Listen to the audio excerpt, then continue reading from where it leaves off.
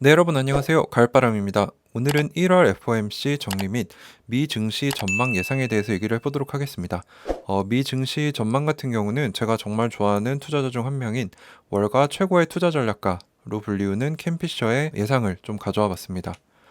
그래서 오늘 새벽에 있었던 1월 FOMC 내용 정리를 우선 해보겠는데요. FOMC가 뭔지 모르는 분들을 위해서 간단하게 설명을 드리자면 Federal Open Market Committee, 즉 연방공개시장위원회를 뜻을 하는데 여기서 하는 일이 뭐냐면 달러 유동성을 조절하는 곳입니다.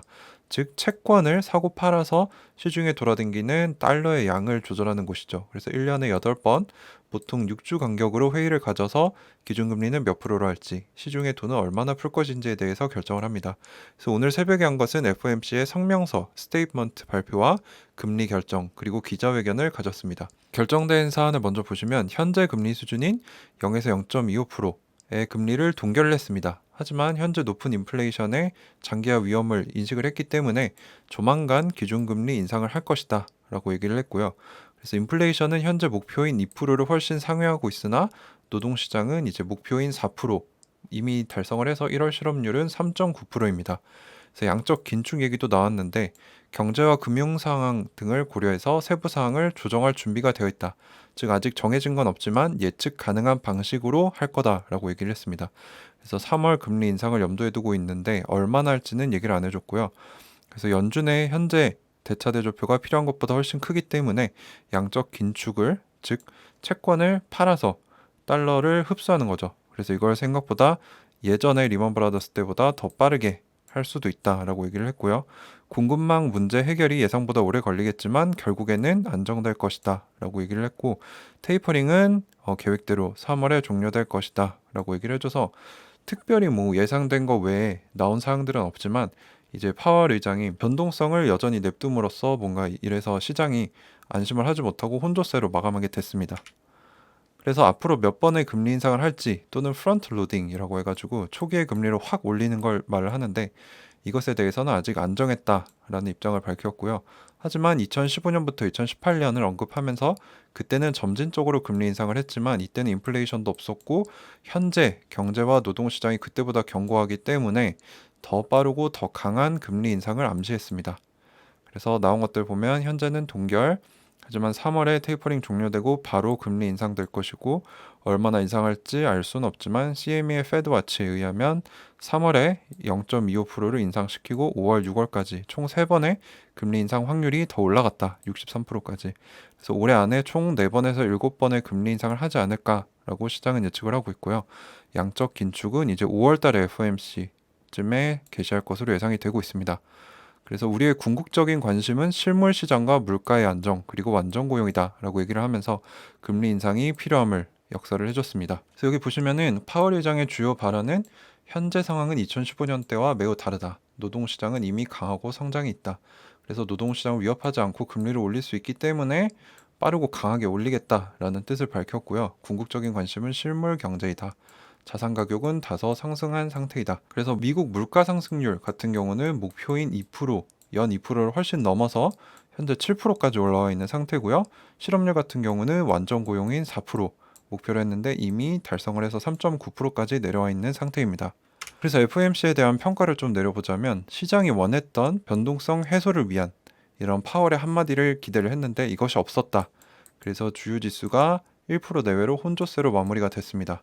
예상했던 것만큼 나와서 크게 안 좋은 영향은 없었지만 시장이 바라던 이제 파월의 비둘기적인 발언을 원했는데 그런 건 전혀 나오지 않았다.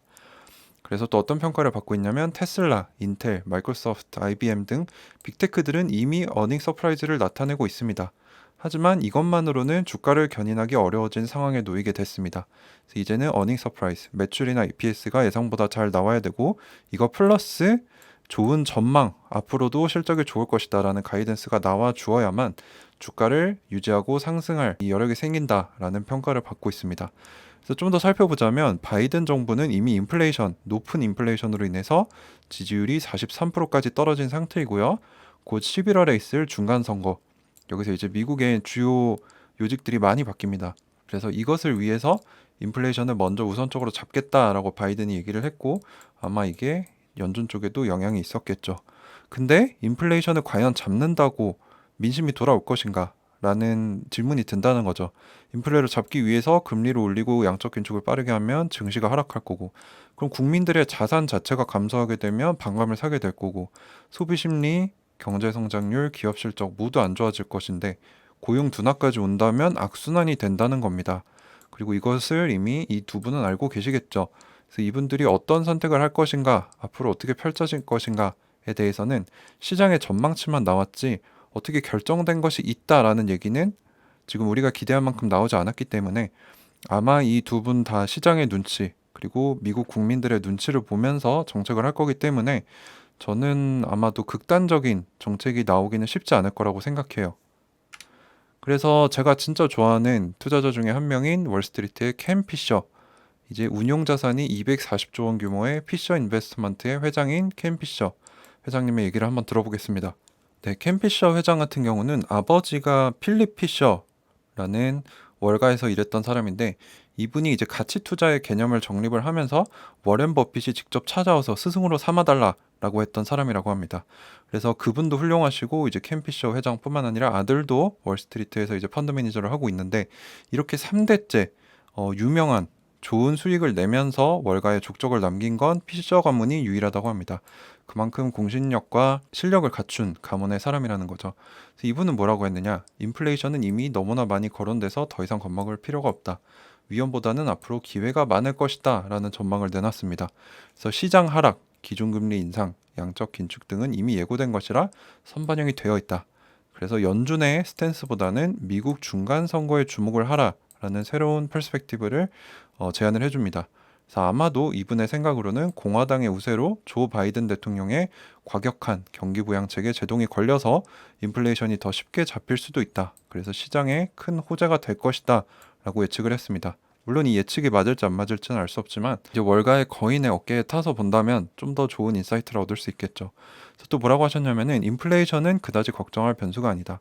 우선 모두가 인지하고 있기 때문에 더 이상 변동성이 있을 수가 없다라는 얘기죠. 그리고 지금의 인플레이션은 대부분 코로나 때 락다운 때문에 발생을 했고, 이걸 풀고 경제를 재개하는 과정에서 발생을 한 것인데, 올해 말쯤이면 이것이 대부분 해결이 돼서 공급망 병목 현상이 해결이 되고 인플레이션도 진정될 것으로 예상이 된다. 그래서 이분은 뭐라고 하셨냐면, 나는 연준을 믿지 않고 시장을 믿는다라는 상당히 충격적인 말을 남겼습니다. 그래서 인플레이션이 문제가 아닌 이유에 대해서 설명을 해주시는데, 문제가 되는 것은 미래 인플레이션이다. 지나간 인플레이션은 이미 지나갔기 때문에 신경 쓸 필요가 없다. 이미 반영이 다 됐기 때문에. 그래서 인플레에 가장 민감한 투자자들은 만기가 수십 년인 장기 채권 투자자들인데, 현재 장기 채권 금리는 매우 안정되어 있다. 심한 인플레이션은 발생하지 않을 것이라고 시장은 예측하고 있다. 믿고 있다라는 얘기죠. 그래서 예를 들어서 장기 채권 같은 경우는 이제 사전에 정해진 금리를 받는 채권이기 때문에 인플레이션이 일어나서 돈 자체의 가치가 하락하면 손실을 보게 되기 때문에 의도적으로 금리를 높여서 위험에 대응을 합니다. 그래서 인플레가 발생이 예상이 되면 장기 채권 금리가 상승을 한다는 거죠. 근데 현재 미 30년 장기 채권 금리는 2.1%대로 코로나 이전 2.3%보다도 내려와 있다. 즉 시장이 인플레이션이라는 변수를 큰 위협으로 여기고 있지 않다라는 명백한 증거 하나를 제시를 해줬습니다. 그래서 여기 보시면은 코로나 폭락장이 있었던 때보다 이미 30년 장기 채권 금리는 더 낮다라는 얘기죠. 그래서 현재 미국 정치권은 민주당, 공화당이 팽팽하게 맞서고 있고 여당인 민주당이 약간 우세한 상황인데, 중간 선거, 이번 11월에 있을 중간 선거에서 대체로 역사적으로는 야당이 우세하게 되어서 정치적 균형을 찾아가는 과정을 거치게 된다. 그래서 이번에도 이럴 것이다라는 얘기죠. 그리고 이번 같은 경우는 이미 바이든이 높은 인플레이션으로 민심을 잃고 있기 때문에 야당이 선전하고 있고 야당이 우세할 가능성도 높다. 이러한 만약 이게 실현이 된다면 정치적 교착 상태를 통해서 이제 국회는 극단적인 정책을 통과시키기 어려워진다는 거죠. 자, 타협안이 나오고 뭐 이런 극단적인 부분이 조절이 될 거다라는 얘기인데, 예를 들어서 바이든의 BBB, 이제 Build Back Better이라는 더 나은 재건이라는 대규모 경기 부양책 3조 달러짜리 부양책이 있는데 타협안 없이는 통과되기 힘들어진다. 즉 이것이 시장의 호재다라는 얘기입니다. 왜냐하면 3조 달러를 더 풀어버리면 시중에 엄청난 유동성이 더 풀리게 돼서 화폐의 가치는 더더욱이 떨어지게 돼서 인플레이션을 더욱더 가속화시키기 때문입니다. 그래서 이분이 마지막으로 하신 말씀이 연말을 향해 가며 미 증시가 확실히 반등을 해서 두 자릿수의 상승률로 올해를 멋지게 마무리할 것이다 라고 얘기를 했습니다. 저도 사실 이분과 비슷한 생각을 하고 있는데 제가 직접 말하면 공신력이 낮기 때문에 이제 월가에서 어느 정도 인정된 인물의 말을 빌려서 제 생각도 어느 정도 전해보고자 해서 이 얘기를 말씀드렸습니다. 네, 그래서 오늘 새벽에 있었던 1월 FOMC 내용 정리 그리고 미 증시 전망은 어떻게 될 것인가를 이제 월가 최고의 투자 전략가인 켄 피셔 회장님의 말씀을 빌려서 한번 얘기를 해봤습니다. 뭐 이번 유동성이 많이 풀린 것 그리고 금리 인상이나 양적 긴축이 생각보다 더 빠르고 과격하게 일어날 수 있기 때문에 시장이 훨씬 더 폭락할 것이다 라는 의견이 이제 많은데 저는 좀 다르게 생각하고 있습니다. 이미 꽤나 반영이 됐고 이제 나스닥이 거의 18%인가요? 17%가 이미 떨어진 상황이기 때문에 어느 정도 바닥에 도달했다고 생각을 하고 있는데 저 역시 시장을 예측할 수 없는 사람이기 때문에 이거는 그냥 참고만 하시고요. 저는 이제 바닥에 거의 닿았다고 생각을 하기 때문에 저한테 이제 시드가 생기면은 이제 기계적으로 하루에 몇 주씩 가격을 따지지 않고 이 하락장을 적절하게 가져가기 위해서 꾸준히 제가 좋아하는 종목을 담고 있습니다. 네, 그래서 이거는 절대로 매수매도 추천 영상이 아니고요. 정보 공유 목적으로 만든 영상이니 투자에 대한 책임과 고민은 투자자분 스스로 하시고 지셨으면 좋겠습니다. 네, 오늘도 끝까지 영상 시청해 주셔서 감사드립니다. 가을바람이었습니다.